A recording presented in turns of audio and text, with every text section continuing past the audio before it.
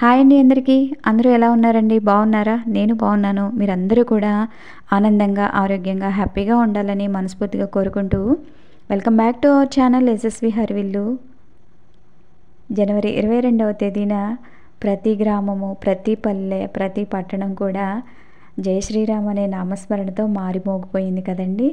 మా ఇంట్లో నేను కూడా చక్కగా నామస్మరణ చేసుకుంటూ స్వామివారికి తెల్లవారుజామున స్వాగతం పలుకుతూ మీ అందరికీ ఈ వీడియోలో అప్లోడ్ చేసిన విధంగానే నేను కూడా చక్కగా హ్యాపీగా నేను పూజ చేసుకున్నానండి.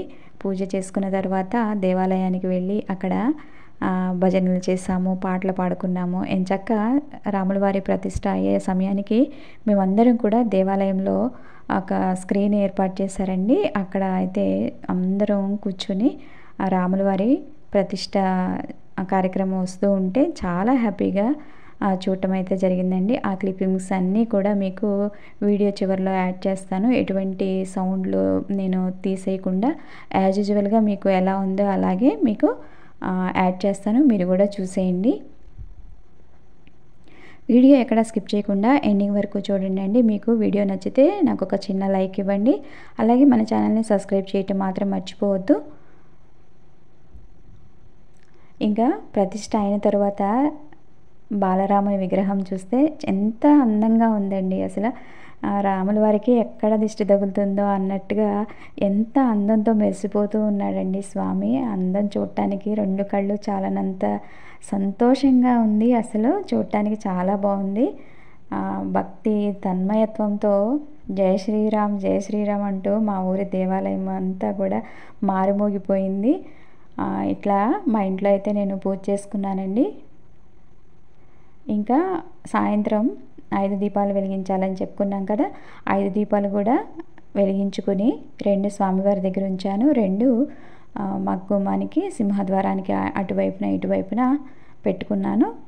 మరొకటి తులసమ్మ దగ్గర కూడా పెట్టుకున్నానండి. తులసమ్మకు పూజ చేసుకుని ఇంకా భక్తి పారవస్యంతో మునిగిపోయి ఇంకా స్వామి మన రాముల వారికి సీతాదేవికి కూడా నేను కొత్త వస్త్రాలు అయితే పెట్టుకున్నానండి.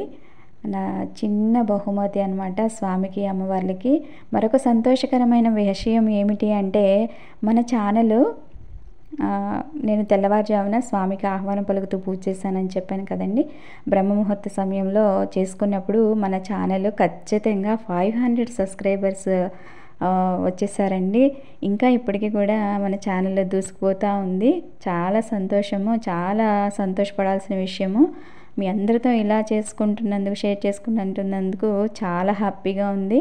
నా మాటలు కూడా మీకు తడబడిపోతున్నాయి, మీకు తెలుస్తూ ఉంటుందేమో.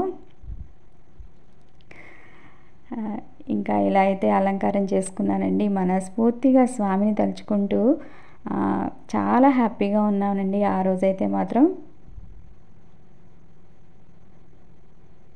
ఇంకా నేను అదే రోజు మంచి రోజు అవటం వలన నేను సుందరకాండ అయితే చదవటానికి రెడీ అయిపోయానండి. గతంలో ఒకసారి నేను సుందరకాండ చదివాను. కరోనా టైంలో ఎక్కడికి వెళ్ళటానికి అట్లా లేదు కదండి. బయటికి అట్లా వెళ్ళటం ఏమి లేదు కాబట్టి ప్రశాంతంగా ఇంట్లో కూర్చొని చక్కగా సుందరకాండ అయితే పారాయణం చేసి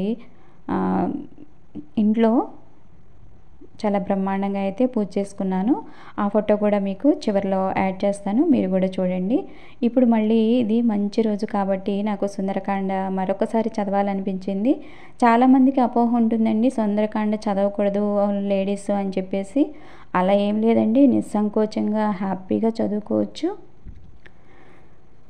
దానిలో 268 సర్గలు ఉంటాయండి. ఒక్కొక్క సర్గ మనం చదువుతుంటే ఆ వర్ణించిన విధానము అంటే రామయ్య తండ్రిని, సీతమ్మ తల్లిని, ఆంజనేయ స్వామిని, ఇంకా చాలామంది ఉన్నారు కదండి, వాళ్ళందరినీ కూడా వర్ణిస్తుంటే మనకు అసలు భక్తి తన్మయత్వం అనమాట. మనకు కళ్ళకు కట్టినట్టుగా ఉంటుంది ఆ గ్రంథం చదువుతూ ఉంటే. చాలా బాగుంటుందండి గ్రంథం. మీరు కూడా ఒకసారి వీలైతే చదవటానికి ప్రయత్నం చేయండి. ఇలాంటి గ్రంథాలు రామాయణం, మహాభారతం, సుందరకాండ ఇలా చాలా గ్రంథాలు ఉన్నాయండి. ఇవన్నీ కూడా మనం చదువుకుని మన పిల్లలకి చెప్పుకున్నట్లయితే చాలా బాగుంటుందండి. మీరు కూడా ఒకసారి ట్రై చేసి చూడండి. సుందరకాండ చదివితే ఆ మాధుర్యం చాలా బాగుంటుందండి. నేనైతే మాటల్లో చెప్పలేను, చాలా అంటే చాలా బాగుంటుంది. నాకు ఒక్కొక్కసారిగా చదివేటప్పుడు దానిలో ఉన్న విషయాన్ని కళ్ళకు కట్టినట్టుగా చూపించినప్పుడు ఒళ్ళు జలతరించిపోతుందనమాట. అంత బాగా ఉంటుంది, చాలా బాగుంటుంది. మీరు కూడా ఒకసారి చదవటానికి ట్రై చేయండి. లేడీస్ చదవచ్చండి, చదవండి. ఎన్నో సమస్యలకి పరిష్కారం దొరుకుతుంది దీనిలో.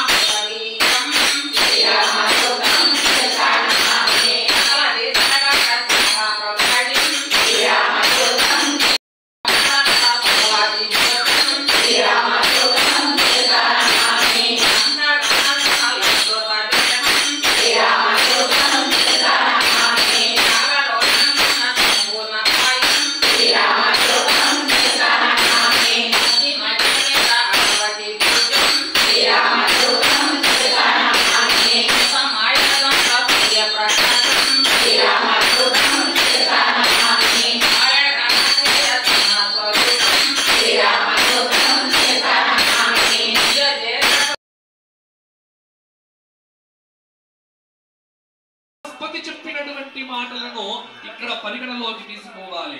అలాగే ఇంకొక మాట కూడా ఉంది, వంశే రాజ్య విముక్తి స్యాత్. పుష్యమాసంలో కనుక దేవతా ప్రతిష్ఠ జరిగితే రాజ్యానికి శోభ కలుగుతుంది. రామరాజ్యము రాబోతోంది. రాముడే రాజుగా పరిపాలించబోతున్నాడు. దశవర్ష సహస్రాన్ని దశవర్ష శతాని చ రామో రాజ్యము మనకు రామాయణం చెప్పింది. ఆ రామచంద్రమూర్తి